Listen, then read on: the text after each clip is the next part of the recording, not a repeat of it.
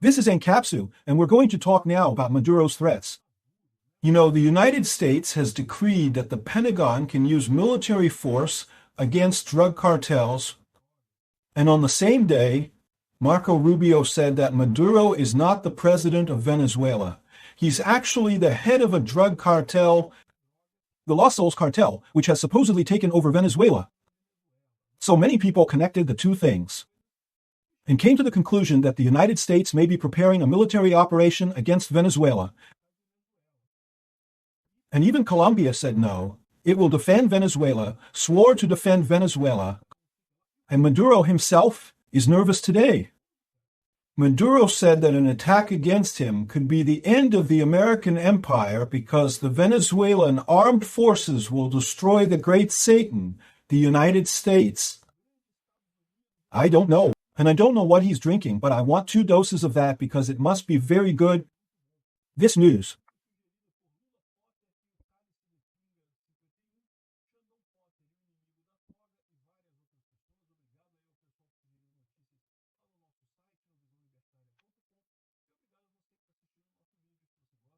Well,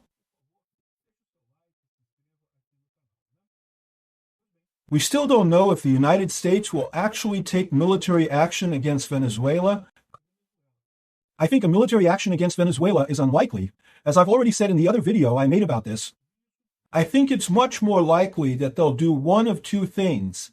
Either send mercenaries to do their job. That's one possibility. There are several American mercenary groups that could do this job. Venezuela is a big country, man. It has many security forces there, many guards, a lot of army personnel and such. But a well-trained mercenary group can get to the heart of power and eliminate Maduro quickly, thus solving the problem very easily.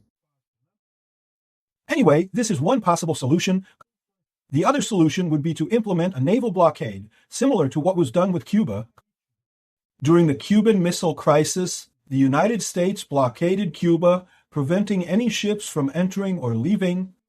They could impose a similar blockade on Venezuela, which would be a severe blow to the country.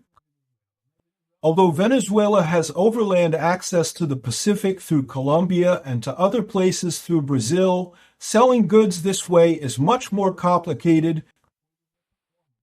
Venezuela is accustomed to selling oil and other minerals by sea. Therefore, if the United States were to blockade Venezuelan ships from leaving, Venezuela would face a very serious problem. I'm not sure what decision the United States will make or what operation they will conduct. I have only one certainty. Venezuela has no chance of winning this war. It has no chance. Some people point to the United States' failure in the Bay of Pigs operation in Cuba. For those who don't remember, Cuba had recently become communist, and the United States attempted to seize power there, sent a military team to the Bay of Pigs to try to overthrow the Cuban government, and failed. They were unable to do so, but people forget that back then, Cuba was a Russian proxy, a Soviet proxy. The Soviet Union was supporting the Cuban regime with a significant amount of weapons, money, force, and equipment that no longer exists today. Cuba has been abandoned by Russia because it has no economic relevance. Similarly, Venezuela has lost its relevance. A few years ago, during the Guaido incident in 2019, Maduro almost fell from power. Do you remember what happened with Guaido? The Venezuelan Congress voted for Maduro's impeachment and it would have passed. However, Maduro allied himself with the Supreme Court, which overturned the Congress's decision and declared Guaido wrong. It was total chaos. At that moment, there was significant unrest in Venezuela, including many military personnel who turned against Maduro. And it was by a hair's breadth that Maduro didn't. He only stayed in power because Putin supported him back then. Putin can't help him now. Maduro now knows he can't win this war. His only hope is that Trump won't actually start this war against Venezuela, right? Whether this will happen or not is uncertain. So when you see these images, Maduro claims that an attack against him could be the end of the American empire, among other things. And there's another video, a ridiculous one, where Maduro shows off his large army and many generals Look at how many generals there are in Venezuela, all supposedly loyal to Maduro. I'm not so sure about this, though. Generals don't win wars, you know. It's the people on the front lines who win wars, right? If there are many generals here, but no one to go to the front line, I'm not sure that would work. Anyway, understand what Maduro is doing here. His concern isn't to convince the United States that Venezuela can destroy it. The U.S. is aware that Venezuela can't destroy it. He's putting on this show to convince the Venezuelan people that there's no risk. It's the same show that Gilmar Mendes and Alexandre de Moraes, the CF members, put on when they shout, "Sovereignty, sovereignty, sovereignty," not because we won't bow to the Americans. What are they implying? Are they trying to convey that they can win against Trump? No, they know they can't. They have no chance against Trump in this dispute. Likewise, these thousands of Venezuelan generals have no chance against Trump in any dispute. Their problem isn't convincing Trump. Their problem is convincing their own people. The people under them, when you start to feel a blow of this magnitude from the United States against Brazil, for example, or against Venezuela in this case, people start to say, I'm not going to obey this guy, right? Because he's going to fall. The United States is going to hit him and he'll fall. I don't want to be in the middle of this mess. I'm going to bail. I'm not going to obey these orders. People start to disobey when they say all this. When you see Gilmar Mendes, Barroso, not because they're aligned with Alexandre de Moraes, because the absurdity Trump is perpetrating is this kind of thing with Brazil and who knows what else. They're not speaking to you or me. We already know. They've already lost this game. They have no way to win. It's like thinking you can make a comeback at 42 minutes into the second half in a game where you're playing with 3 players against 11 on the other team and a much better team. There's no chance they'll win. What are they trying to say? They're trying to convince those few people still on their side that we're going to make it. Keep rowing. We'll make it. We won't succeed. But if people give up, that's even worse. If people give up, it's over. They have no chance. So that's what Maduro is doing here. He's showing off all these generals. Look, I'm surrounded by generals here. The guy is his ally, speaking here. I don't know what he's saying. We're all here together. Ready to defend Venezuela? We'll fight for our own lives, and more. It's a lie they won't. In the end, everyone will run away. They even made a meme here about Maduro's message to Trump, saying they're going to fight to the death. I don't know what else. The guy is speaking in Spanish here. Let me play a clip so you can hear him.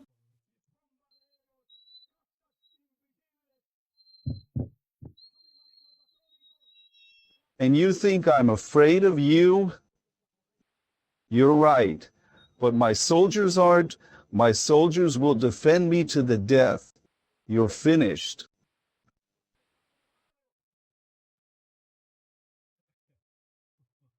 Obviously, that's what he's saying, not that we're going to. We have many generals here who will defend us. He's saying this not for Trump's benefit. He knows Trump is losing interest in this and that. There's no chance.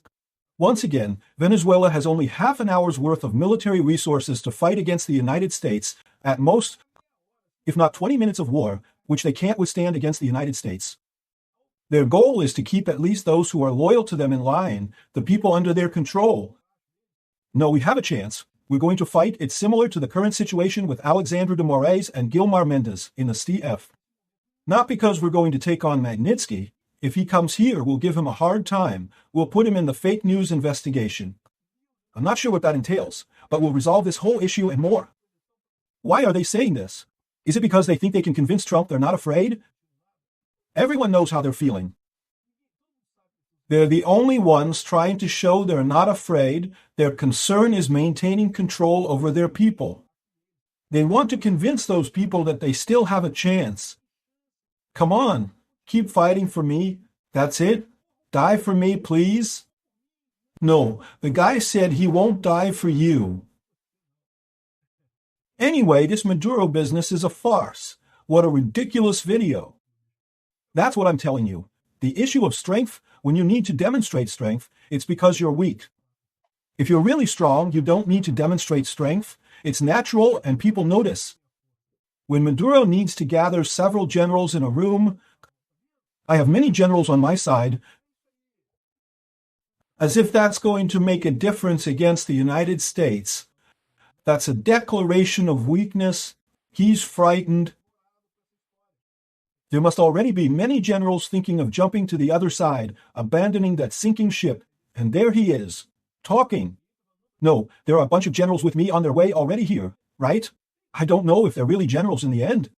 But that's the point. It's a desperate move by Maduro. He doesn't know what to do. Marco Rubio warned, we've discussed this before, that it's going to happen. Some say American mercenaries have already arrived in Venezuela. Right? Maybe it'll happen faster than we think. I don't know.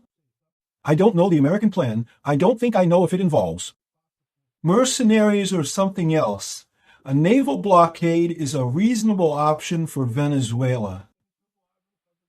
Even though Venezuela isn't an island like Cuba, most of Venezuela's sales are still by sea, so a naval blockade could greatly affect it.